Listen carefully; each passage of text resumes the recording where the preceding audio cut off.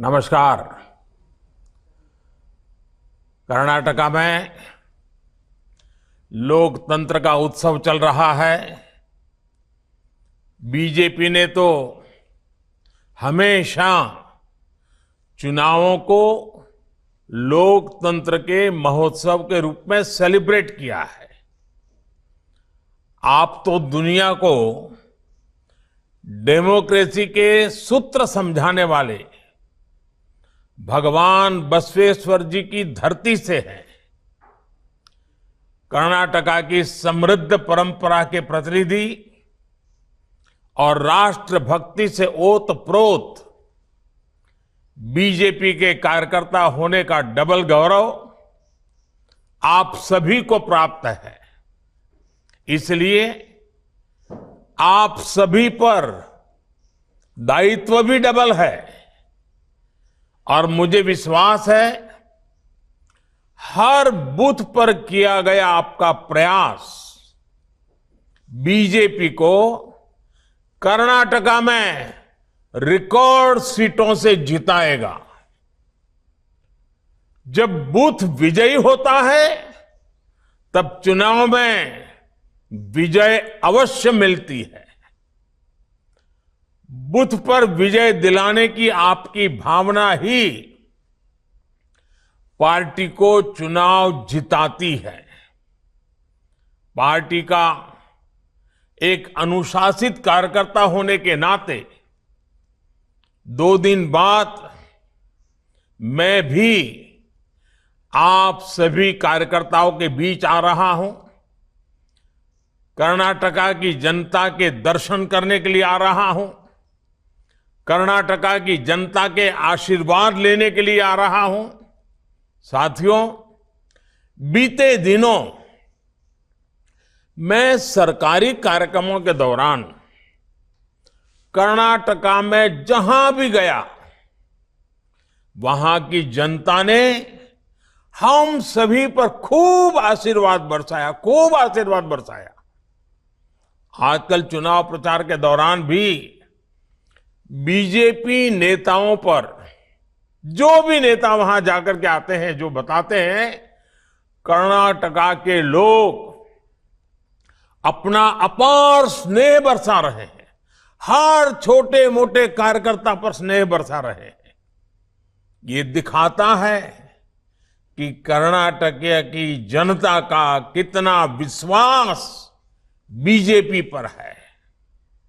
मैं आज कर्नाटका बीजेपी का भी अभिनंदन करूंगा कि उन्होंने इस बहुत बड़े कार्यक्रम का आयोजन किया और पूरी तरह संगठन की शक्ति का जोर लगाया।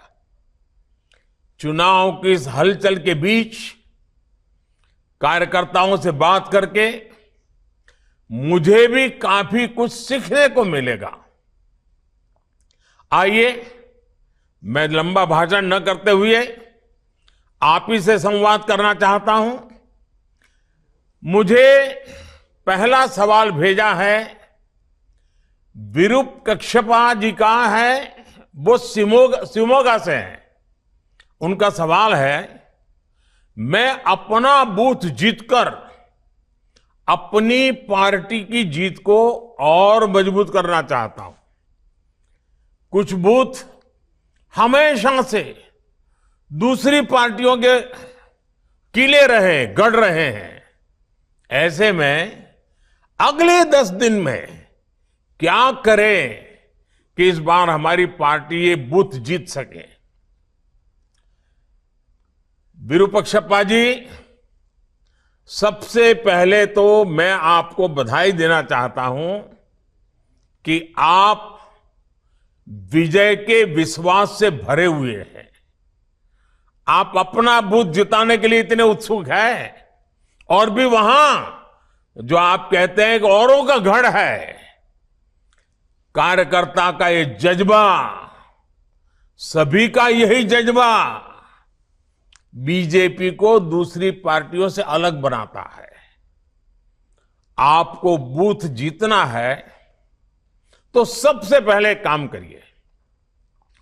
आपके जैसे ही कर्मठ और विजय का विश्वास रखने वाले 10 पुरुष कार्यकर्ता और 10 महिला कार्यकर्ता, 20 लोगों की जोड़ी बनाइए और मजबूत जोड़ी बनाइए, टीम बनाइए। कर्नाटका के उज्जवल भविष्य के लिए, कर्नाटका के नौजवानों के उज्जवल भविष्य के लिए भाजपा की केंद्र सरकार हो या भाजपा की राज्य सरकार हो, ये मिलकर के कैसे काम कर रही है, इसकी सारी जानकारी आपके मोबाइल में होनी चाहिए, आपकी डायरी में होनी चाहिए, और डायरी हमेशा साथ होनी चाहिए। और ये सारी बातें आपके दिलो दिमाग में भी होनी चाहिए। गरीब हो, दलित हो, पिछड़े हो, महिला हो, किसान हो, नौजवान हो, इन सभी के लिए जो काम हमारी सरकार ने किए हैं, ये सारी जानकारी आपके पास उपलब्ध होनी चाहिए। करोगे ना? इन जानकारियों के साथ साथ आप और आपका बनाया 10-10 लोगों का ग्रुप, यानी 2-2 लोगों की जोड़ी, एक पुरुष कार्यकर्ता, एक महिला करता, जब आपके बूथ के लोगों के पास जाएगा, परिवार के अंदर जाना चाहिए। वो बाहरी पैम्फलेट देकर के निकल जाते हैं, ऐसा नहीं। घर में जाकर के एक पुरुष कार्यकर्ता, एक महिला करता, दोनों साथ जाए, एक घर में जाकर के बैठे। बुजुर्ग लोग हैं तो उनको जरा प्रणाम कीजिए, बच्चों को प्यार कीजिए, परिचय पूछिए, घर में क्या करते हैं, कहाँ के हैं, कैसे करते हैं, क्या व्यवस्था, सारी बातें उनसे सुनिए। फिर कहिए कि देखिए हम तो भाजपा के कार्यकर्ता हैं, आप कुछ पूछना चाहते हैं क्या, आप कुछ कहना चाहते हैं क्या। फिर हम लारे जो काम है, सकारात्मक काम है, उनके साथ 1 to 1 बातें कीजिए। एक परिवार में आधा पौना घंटा, 1 घंटा बिताइए, बहुत फायदा होगा। बूथ जीतने की शुरुआत तब होती है जब कार्यकर्ता बूथ से जुड़े परिवारों को जीत लेता है, उनके दिल को जीत लेता है। आप लोगों से जब बातें करेंगे, कई स्तर पर चर्चा कर सकते हैं। जैसे दुनिया के अनेक देशों में अर्थव्यवस्था की हालत खराब है, लेकिन हमने कैसे भारत की अर्थव्यवस्था को मजबूती संभाले रखा है, लोग देख रहे हैं, लोगों को पता होता है। दुनिया के अनेक देश कोरोना से लड़ने में पस्त हो गए, लेकिन भारत ने सफलता से कोरोना से लड़ाई लड़ी है। आज देश गरीबी के खिलाफ लड़ रहा है, आज देश इंफ्रास्ट्रक्चर पर रिकॉर्ड निवेश कर रहा है, आज देश किसानों को किस तरह से लाखों करोड़ रुपए किसान सम्मान निधि के माध्यम से भेजकर उन्हें ब्याजखोरों से बचा रहा है। बीजेपी और दूसरी पार्टियों में सबसे बड़ा फर्क अप्रोच का है। बीजेपी आने वाले 25 साल में विकसित भारत के रोड मैप पर काम कर रहा है। आप देखें, हमारे जो विरोधी हैं उनका क्या एजेंडा है? उनका एजेंडा है सत्ता हथियाना। हमारा एजेंडा क्या है? 25 साल में देश को विकसित बनाना, गरीबी से मुक्त बनाना, नौजवानों के सामर्थ्य को सबसे आगे बढ़ाना। आने वाले 25 साल में कर्नाटका की विकास यात्रा को नेतृत्व देने के लिए बीजेपी एक युवा टीम का निर्माण कर रही है। हमारी कोशिश है कर्नाटका में बेंगलुरु जैसे अनेक ग्लोबल हब बन सके। भारत की स्टार्टअप क्रांति को कर्नाटका लीड करता रहे। आप अपने बूथ के फर्स्ट टाइम वोटर से भी जरूर मिलिए, उनका एक सम्मेलन भी कर सकते हैं, उनकी कोई स्पर्धा, साइकिल स्पर्धा जैसा कार्यक्रम भी बना सकते हैं। आप उन्हें भाजपा को वोट देने के लिए प्रेरित कीजिए। लंबे अरसे से कर्नाटक में बीजेपी का बड़ा जनाधार रहा है। आप पूर्ण बहुमत की स्थिर बीजेपी सरकार के लिए वोट मांगेंगे तो कर्नाटका की जनता जरूर आशीर्वाद देगी। उनको समझाइए कि कर्नाटक में लगातार अस्थिरता से कितना नुकसान हुआ है और दिल्ली में पिछले 9 साल से आपने मजबूत स्थिर सरकार बनाई, इतना कितना लाभ हुआ है। इस बार भी वहां पर मजबूत और स्थिर सरकार बनाइए। चलिए आइए, मैंने काफी लंबी बात कर ली शिवमोगा के हमारे साथियों से। अब दूसरा सवाल जो मुझे मिला है वो फकीरप्पा जिंदे जी का है। वो चित्रदुर्ग जिले से हैं और वो पूछते हैं, सर हम लोग हमेशा डबल इंजन सरकार की बात करते हैं, डबल इंजन सरकार की परिभाषा आपके लिए क्या है? डबल इंजन सरकार से कर्नाटका के विकास को क्या लाभ होगा? चलिए, फकीरप्पा जी ने बहुत ही अच्छा सवाल पूछा है, डबल इंजन सरकार के संबंध में पूछा है और उसका सीधा और साधारण मतलब है विकास की डबल रफ्तार। बीते 9 वर्षों का देश का अनुभव रहा है कि जहां जहां बीजेपी की डबल इंजन सरकार है वहां वहां गरीब कल्याण की योजनाएं तेजी से जमीन पर उतरी है। हर घर जल योजना में कर्नाटका देश के अग्रणी राज्यों में है, क्योंकि यहां भी भाजपा सरकार है, वहां भी भाजपा सरकार है।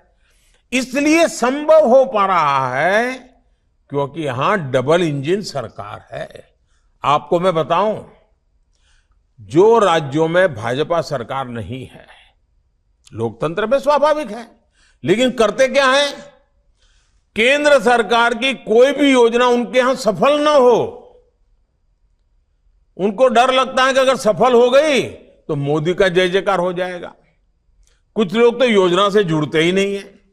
कुछ राज्य ऐसे हैं वो योजना का नाम बदल देते हैं, स्टिकर नया लगा देते हैं। देश में एक बात आप हैरान हो जाएंगे, गरीबों को अनाज देने के लिए 1 nation 1 ration card supreme court को हुक्म करना पड़ा। क्यों? क्योंकि डबल इंजन सरकार उस राज्य में नहीं थी। देखिए, पीएम किसान सम्मान निधि में यहां कर्नाटका सरकार 4,000 रुपये अपनी तरफ से भी जोड़ रही है, भारत सरकार 6,000 रुपये दे रही है, राज्य सरकार 4,000 रुपये, दोनों भाजपा की सरकार। किसान को क्या मिल रहा है? 10,000 रुपये मिल रहा है। तो हुआ ना ये डबल लाभ।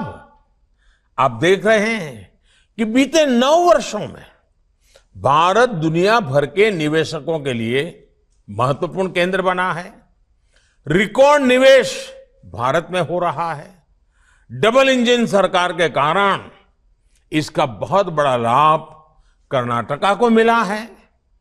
अगर यहां ऐसी सरकार आएगी जो बात बात पर केंद्र सरकार से लड़ती रहेगी, योजनाओं को रोकती रहेगी, जनता जनार्दन का जो भी हो जाए उनकी राजनीति चलते रहे, अगर यही हुआ तो सारे इंफ्रास्ट्रक्चर के प्रोजेक्ट्स को वो लटकाती रहेगी। हम रोड बना चाहेंगे, वो जमीन संपादन का काम ही धीरे धीरे करेंगे। तो कैसे निवेश आएगा? निवेश नहीं आएगा तो कर्नाटका में नए रोजगार कैसे बन पाएंगे?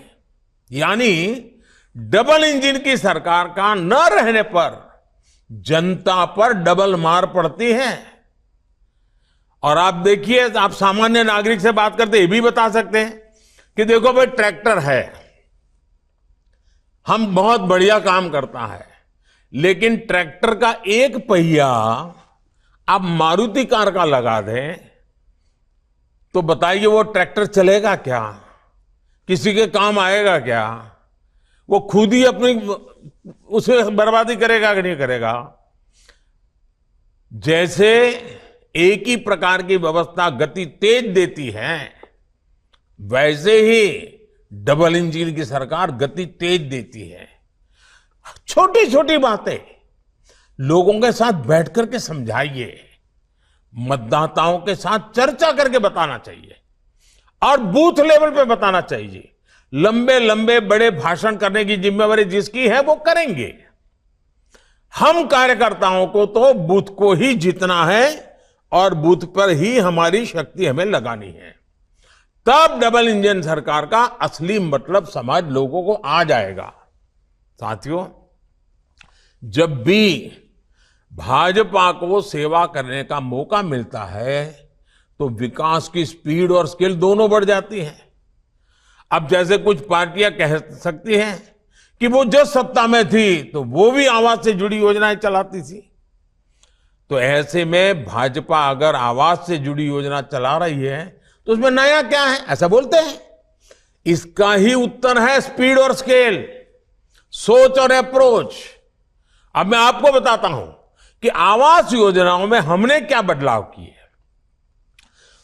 मैं ये छोटी छोटी बातें इसलिए बताता हूं कि आप कार्यकर्ताओं को मतदाताओं के बीच जाकर के बताने में सुविधा हो जाएगी। 2014 से पहले की योजनाओं में एक घर बनने में 300 दिन लगते थे। अब हमारी योजना में 100 दिन से भी कम समय में घर बन जाते हैं। पहले घर का आकार 20 वर्ग मीटर होता था, अब घर का आकार 25 वर्ग मीटर होता है। पहले की योजना में एक घर को 70-75 हजार रुपए की मदद दी जाती थी। अब यह मदद 1,30,000 रुपए यानी करीब करीब डबल कर दी गई है। इससे भी बड़ी बात यह है कि ये पैसे अब सीधे लाभार्थी के बैंक अकाउंट में भेजे जाते हैं।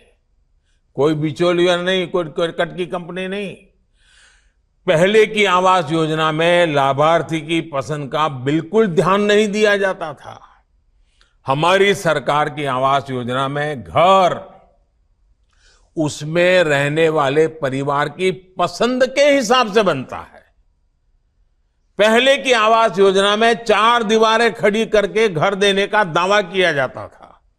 आज घर, बिजली, नल से जल, टॉयलेट, एलपीजी कनेक्शन जैसी अनेक योजनाओं को साथ साथ दिया जाता है। मैं आपको स्पीड और स्केल का एक और उदाहरण देता हूं। देश में देखिए हेल्थ कितना महत्वपूर्ण विषय है, आरोग्य कितना महत्वपूर्ण, लेकिन कैसे हाल रहा। देश में पहला एम्स 1956 में शुरू हुआ। कांग्रेस ने उसका भरपूर श्रेय लिया, ढोल बजाते रहे बस। लेकिन दूसरा एम्स कब शुरू हुआ? पहला तो 56 में बना, दूसरा कब शुरू हुआ इसके बारे में कांग्रेस कुछ नहीं बोलती है, मुंह पे ताला लग जाता है। आपको जानकर के हैरानी होगी, दूसरा एम्स बनने में करीब करीब 50-60 साल लग गए।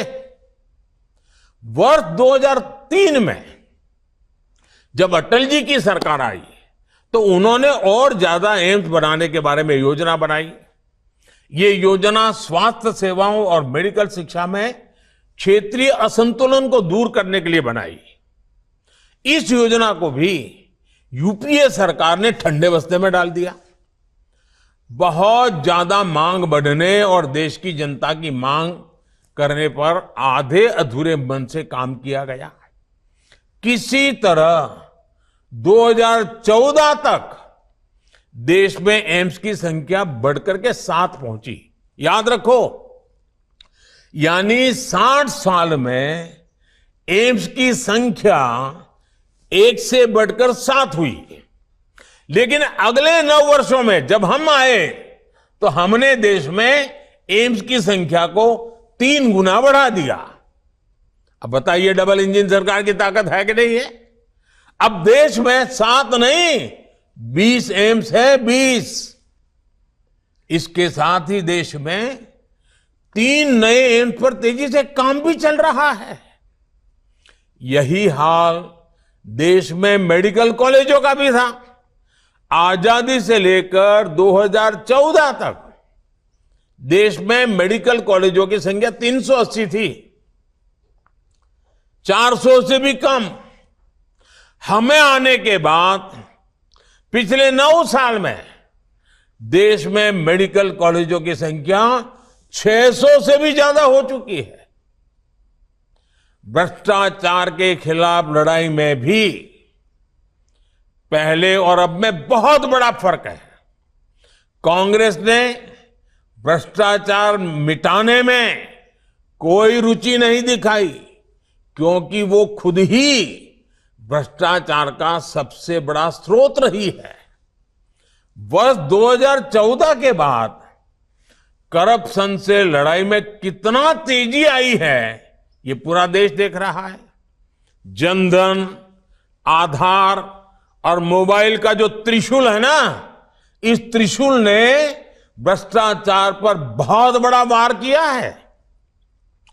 डायरेक्ट बेनिफिट ट्रांसफर ने देश के 2,75,000 करोड़ रुपए, याद रखिए, 2.25 लाख करोड़ रुपए जो चोरी होते थे, गलत हाथों में चले जाते थे, भ्रष्टाचार होता था, वो पैसे बचा लिए गए, जो आज गरीबों के, देश के युवाओं के काम आ रहे हैं। ये जनता के वो पैसे हैं जो बिचौलियों की जेब में चला जाया करते थे। हमने गवर्नेंस के हर क्षेत्र में स्केल, स्पीड, सोच और अप्रोच में आमूलचूल बदलाव किया है। आइए अब देखते हैं, 2 साथियों से बात हुई, अब तीसरा सवाल लेते हैं। सवाल मुझे चंद्रशेखर जी का है और चंद्रशेखर जी विजयनगर से हैं। उनका सवाल है कि आपने, ये मुझे पूछ रहे हैं, आपने हमेशा से कहा कि कर्नाटका रामदूत हनुमान की नगरी है और संस्कृति से भरे प्रदेश का देश है और विकास, देश के विकास में ये बहुत बड़ा योगदान देने वाला प्रदेश है। कर्नाटका की सॉफ्ट पावर में आप कितनी संभावनाएं देखते हैं? अगर मुझे एक वाक्य में कहना है चंद्रशेखर जी, तो मैं यही कहूंगा, मैं बहुत ही संभावनाएं देखता हूं। और इस अर्थ में आपका सवाल भी बहुत महत्वपूर्ण लगता है। देखिए, भाषा, संस्कृति, साहित्य और इतिहास की गौरवशाली धरोहरों में कर्नाटका बहुत समृद्ध है। आप वहां रहने वालों का ध्यान जितना जाता होगा, हम बाहर से जब आते हैं ना, हम तो अभिभूत हो जाते हैं। कर्नाटका की 2 बातें मुझे हमेशा से अपनी ओर खींचती है। आध्यात्मिकता में कर्नाटका कोई मुकाबला नहीं, और यहां पर आध्यात्मिकता लोगों को एक साथ लाकर सामाजिक जागरूकता की तरफ जाने को प्रेरित करती है। यहां अध्यात्म और सामाजिक उत्थान दोनों साथ साथ चलते हैं। चाहे वो कनकदास जी की भक्ति हो या फिर शिव शरण के वचन हो, कर्नाटका के लोग भक्ति की शक्ति का उपयोग समाज के निर्माण में लगाते हैं, भविष्य के निर्माण में लगाते हैं। दूसरी बात यह कि कर्नाटका के लोग समय के साथ और कई बार तो समय से भी आगे चलते हैं। आधुनिकता के साथ चलकर भी कर्नाटका के लोग अपने साहित्य, अपनी भाषा से जुड़े रहते हैं। यहां के युवा कोडिंग भी करते हैं और कुवेम्पू जी की कविता भी पढ़ते सुनते हैं। आज भी कर्नाटका के युवाओं में कन्नड़ा साहित्य पढ़ने की संस्कृति जीवित है। कर्नाटका अपने गौरवशाली अतीत के प्रति सजग है और कर्नाटका देश के भविष्य को गढ़ने में पूरी तरह जुटा हुआ है। मेरा और कर्नाटका का नाता भी पुराना है। कर्नाटका के लोगों के स्नेह को मैं दशकों से महसूस कर रहा हूं। मुझे दशकों से आशीर्वाद मिलते रहे। ये तब का स्नेह है जब मैं किसी पद पर नहीं था और यहां पार्टी के काम के लिए एक साधारण कार्यकर्ता के रूप में आया करता था। इतना ही नहीं, इसके भी पहले जब मैं राजनीति में भी नहीं था, श्रद्धेय यादवराव जी जोशी के चरणों में आकर के बैठने का मुझे सौभाग्य मिलता था। उस दिन से मेरा जो कर्नाटका और कर्नाटका के लोगों के साथ जो मेरा नाता जुड़ा, वो लगातार वो और मजबूत होता जा रहा है। इसलिए ही अक्सर मैंने मन की बात कार्यक्रम में कर्नाटका की संस्कृति की बात की है। कर्नाटका के कितने ही लोग हैं जो कर्नाटका के विकास के पुण्य कार्य में अपना जीवन लगा रहे हैं। ऐसे लोगों की तपस्या को सबके सामने लाने का प्रयास मैं मन की बात में भी मौका नहीं छोड़ता हूं। जब भी मौका मिले मन की बात में मैं कर लेता हूं। और आपको मालूम है, अब इस रविवार को मन की बात का 100वां एपिसोड है, सेंचुरी लगाने का। वो आपके आशीर्वाद से संभव है, देशवासियों के आशीर्वाद से संभव है। और मैं तो इसके लिए देशवासियों को बधाई देता हूं। साथियों, आज भारत अपनी विरासत पर गौरव के साथ ही अपनी संस्कृति, अपनी आस्था, अपने इतिहास से जुड़े प्रसिद्ध स्थानों को आधुनिक अवतार के सामने ला रहा है। इसमें कर्नाटका की सॉफ्ट पावर की भी उतनी ही बड़ी भूमिका है। कर्नाटका में इसके लिए अनेक संभावना है जिनको डबल इंजन सरकार ही अवसरों में बदल सकती है। चलिए अब देखते हैं, हमारे साथ चौथा सवाल भी हो रहा है। ये अरुण सेठ जी का सवाल है और वो दक्षिण कन्नड़ा से हैं। उनका सवाल है कि कांग्रेस ने हर जगह मुफ्त रेवड़ियों का वादा किया है। मुफ्त की रेवड़ियों की राजनीति पर आपके क्या विचार, हमारा मार्गदर्शन करिए। एक तो मुझे अच्छा लगा कि हमारे कन्नड़ा भाषी भी लोग और 6 दक्षिण कन्नड़ा में भी रेवड़ी शब्द समझ आ गया है। देखिए, हमारे देश में कुछ राजनीतिक दलों ने राजनीति को सिर्फ सत्ता और भ्रष्टाचार का साधन बना दिया। इसको हासिल करने के लिए वो साम दाम दंड भेद हर तरह का तरीका अपना रहे हैं। इन राजनीतिक दलों को देश के भविष्य की, आने वाली पीढ़ियों की, मेरे कर्नाटका के बच्चों की, मेरे कर्नाटका के नौजवानों की, मेरे कर्नाटका की नौजवान बेटियों की, उनको कोई चिंता नहीं है। मुफ्त की रेवड़ी की राजनीति की वजह से कई राज्य इतना बेतहाशा खर्च अपनी दलगत राजनीति की भलाई के लिए कर रहे हैं, राज्य कर्ज में डूबते चले जा रहे हैं और आने वाली पीढ़ियों का भी वो खा जा रहे हैं।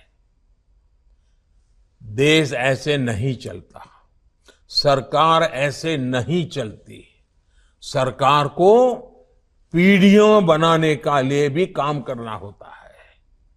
सरकार को वर्तमान के साथ साथ भविष्य का भी सोचना पड़ता है।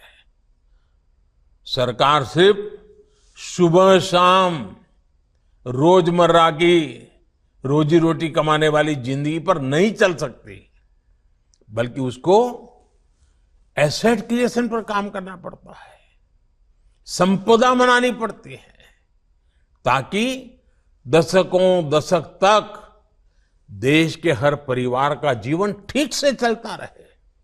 इसलिए बीजेपी शॉर्टकट नहीं, बल्कि विकसित भारत के निर्माण के लिए काम कर रही है।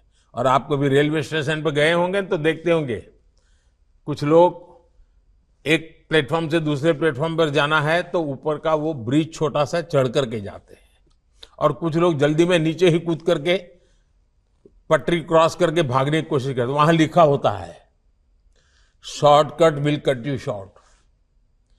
ये सब जगह पे लागू होता है। साथियों, बीजेपी सिर्फ 5 साल के नहीं, सिर्फ हमारी सत्ता के लिए नहीं, बल्कि हम देश के लिए सोचते हैं। हम दल के लिए नहीं, देश के लिए सोचते हैं। हम सिर्फ हमारी आज की चुनाव की राजनीति के लिए नहीं, हम 25 साल में भारत को कहां ले जाएंगे, इस सपनों को साकार करने के लिए काम कर रहे हैं। हां, कुछ तात्कालिक चुनौतियों से निपटने के लिए देश के गरीब परिवारों को हर संभव सहायता दी जा रही है। वो सरकार का दायित्व है। अब कोरोना वैक्सीन के समय हमें जरूरत लगी तो हमने मुफ्त वैक्सीन दिया देश को, क्योंकि जिंदगी बचानी थी। और वो आज मेरे देश को आगे बढ़ाने में काम कर रहे हैं। मुफ्त राशन देने की जरूरत पड़ी, देना था, दिया, क्योंकि देश में कोई व्यक्ति भूखा नहीं रहना चाहिए। लेकिन देश को आगे बढ़ाना है तो हमें ये रेवड़ी कल्चर से मुक्त होना ही पड़ता है। बीजेपी सरकार आज पूरे देश में आधुनिक फिजिकल, डिजिटल और सोशल इंफ्रास्ट्रक्चर पर अभूतपूर्व निवेश कर रही है। यही आज की पीढ़ी के साथ साथ भविष्य की पीढ़ियों को भी काम आने वाला है। अब देखिए, road, rail, airport, port, solar park, गरीबों के घर, पानी की लाइनें, gas pipeline, medical college, AIIMS, IIT, triple IT, IIM, ऐसी संपदा बनाने पर हमारा फोकस है। अब आज से 25 साल पहले अगर मेडिकल कॉलेज बनाई होती तो आज देश के पास लाखों डॉक्टर होते। हमें डॉक्टरों की कमी नहीं होती। नर्सिस की कितनी कमी है।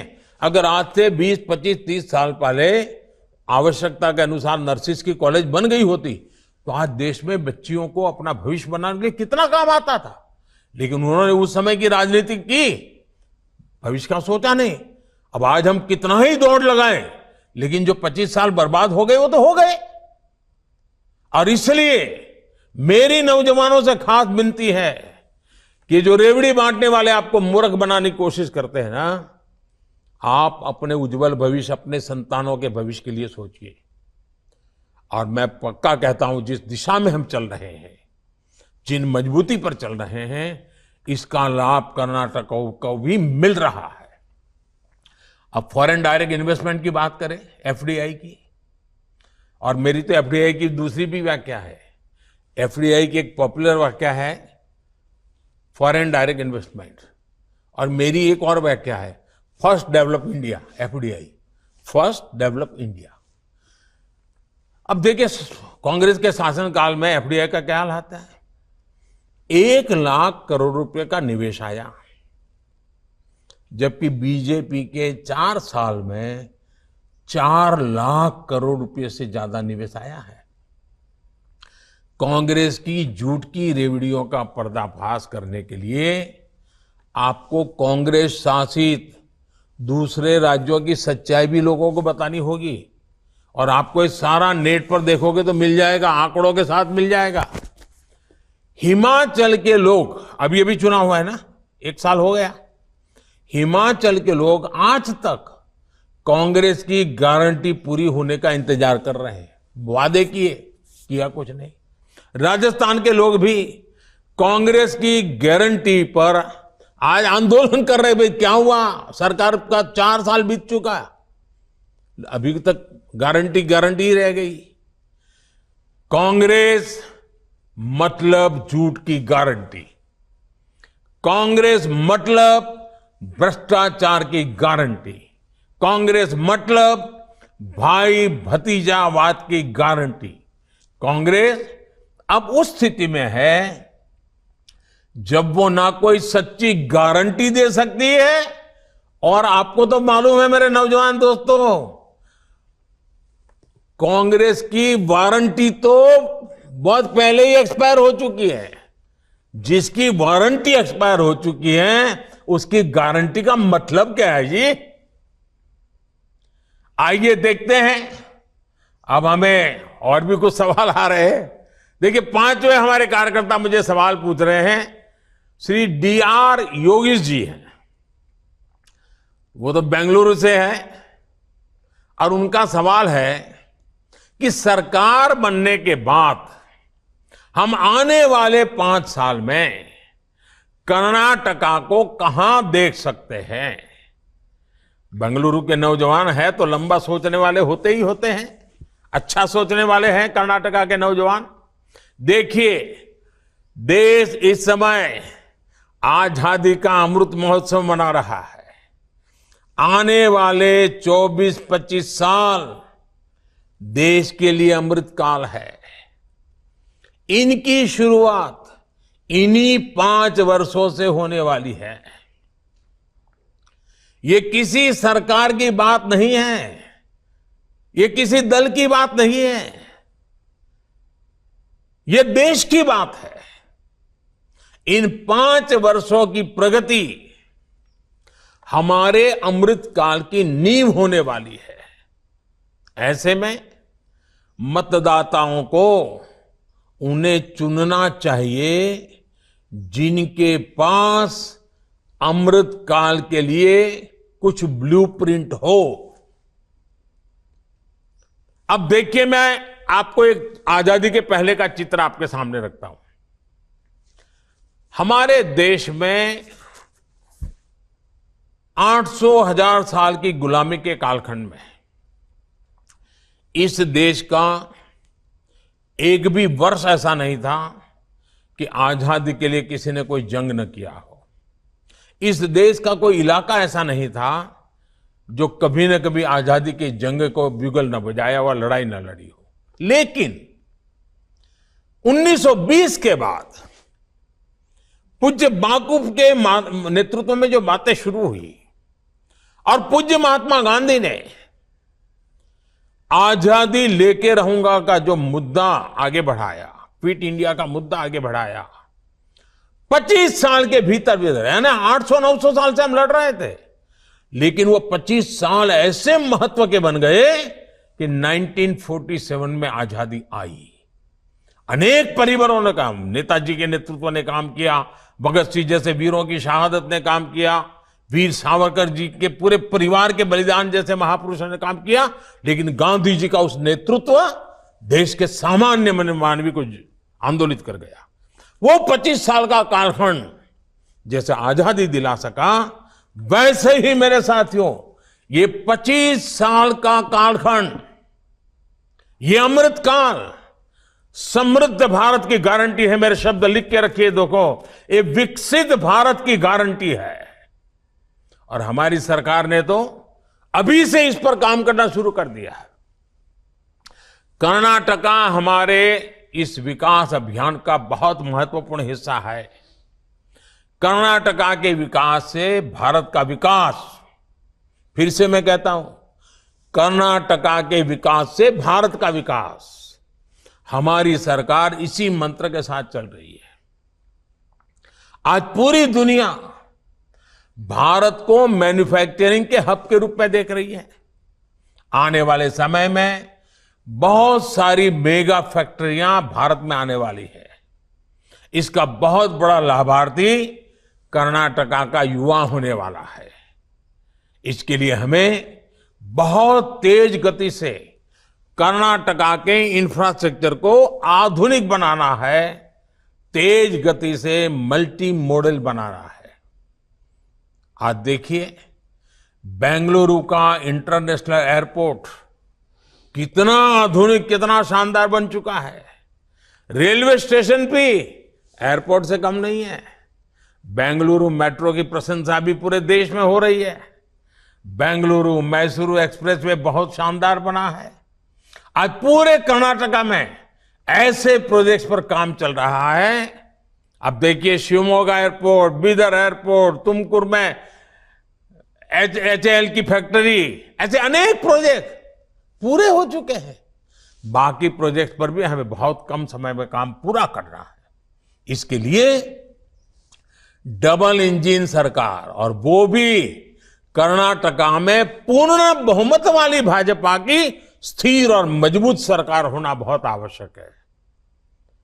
हम अगले 5 साल में ऐसा कर्नाटका बनाने वाले हैं जहां मेरे गांव का सामर्थ्य, मेरे किसानों का सामर्थ्य, मेरी माताओं बहनों का सामर्थ्य, मेरे नौजवानों का सामर्थ्य, मेरे दलित भाई बहनों का सामर्थ्य, मेरे आदिवासी भाई बहनों का सामर्थ्य, ये शक्ति, ये सामर्थ्यवान बने, सशक्त बने, समर्थ हो, संवेदनशील हो, और हम सब मिलकर के दिल्ली की सरकार हो या कर्नाटका की सरकार, मैं हूं या आप हो, कर्नाटका का विकास, देश का विकास, देश को गति देने के लिए कर्नाटक का विकास, हमें पूरी सक्षमता के साथ आगे बढ़ना है, विश्वास के साथ आगे बढ़ना है। साथियों, इन्हीं वजह से आज कर्नाटका की जनता बीजेपी की पूर्ण बहुमत की स्थिर और मजबूत सरकार बनाने के तैयार है। साथियों, ये मेरा सौभाग्य है कि मुझे आप सबसे आज बूथ लेवल के लाखों कार्यकर्ताओं के दर्शन करने का भी सौभाग्य मिला है, आपसे बातचीत करने का भी सौभाग्य मिला है, और मैं आश्वस्त हो गया हूं कि इस बार सारे रिकॉर्ड तोड़ करके भारतीय जनता पार्टी को कर्नाटका की जनता विजयी बनाने वाली है, आशीर्वाद देने वाली है। लेकिन साथियों, जनता के आशीर्वाद, उसको हमें पोलिंग बूथ तक पहुंचाना पड़ता है। आंधी कितनी ही तेज क्यों ना हो, लेकिन साइकिल की ट्यूब लेके खड़े हो जाए तो हवा नहीं भरती है, पंप लगता है। वैसे ही आंधी है, आशीर्वाद का प्रवाह है, लेकिन पोलिंग बूथ तक ले जाने के लिए कार्यकर्ता डटे रहना चाहिए, बूथ कमेटी डटी रहनी चाहिए, बूथ की शक्ति लगनी चाहिए। और आप देखिए, बूथ विजय निश्चित हो जाएगा, और जब बूथ विजय हो जाएगा तो कर्नाटका के उज्जवल भविष्य की गारंटी भी पक्की हो जाएगी। और इसलिए हमें एक पल भी निश्चिंत नहीं। अब कुछ लोग कहेंगे, मोदी जी आपने सार्वजनिक रूप से इतनी सारी बता दी तो और पार्टियां भी उसका फायदा उठाएगी। मुझे कोई प्रॉब्लम नहीं है साथियों, सच्चे अर्थ में जनता के बीच में ईमानदारी से काम करने का हर एक को अधिकार है। लेकिन मुझे पक्का मालूम है, मैं सब पब्लिकली बता रहा हूं, तरीके बता रहा हूं, कोई सीक्रेट नहीं रखता हूं, लेकिन मुझे मालूम है उन लोगों की आदतें ऐसी हैं कि वो इस रास्ते पर चल ही नहीं सकते। ये तपस्या है, तपस्या, और भाजपा कार्यकर्ता तपस्या कर सकता है, इसलिए ऐसी बातें उनको कहने का मेरा हिम्मत हो जाती है। और मुझे विश्वास है कि आपकी तपस्या, आपका संघर्ष, आपका सामर्थ्य, बूथ पर ही ताकत लगाने का आपका संकल्प बूथ को विजयी बनाए के रहेगा। बूथ विजयी होगा तो कर्नाटका विजयी होने वाला है, बूथ विजयी होगा तो भाजपा सरकार पक्की बनने वाली है, और डबल इंजन सरकार वापस आएगी, ये मेरा पूरा विश्वास है। लोकतंत्र के उत्सव में आपकी भागीदारी, आपके परिश्रम को सशक्त करने के लिए मैं भी आपके साथ एक कार्यकर्ता के नाते जुटने वाला हूं। बीजेपी के कार्यकर्ता के नाते मुझसे जो कुछ भी बन पड़ेगा, आप कार्यकर्ता जो भी मुझे आदेश करेंगे, मैं भी कंधे से कंधा मिलाकर आपके साथ खड़ा रहूंगा, काम करूंगा। और कर्नाटक की जनता का आशीर्वाद लेना ये मेरे लिए बहुत बड़ा सौभाग्य होता है। आने वाले दिनों में हम घर घर जाकर बीजेपी के प्रति हर कन्नडिगा को, हर मेरे कन्नडिगा भाई को, उनके विश्वास को और मजबूत करेंगे। आपको पूरे विश्वास के साथ फ्रंट फुट पर खेलना है। हमें हर बूथ, हर पन्ने तक पहुंचना है। आप सभी को मेरी बहुत बहुत शुभकामनाएं, बहुत बहुत धन्यवाद।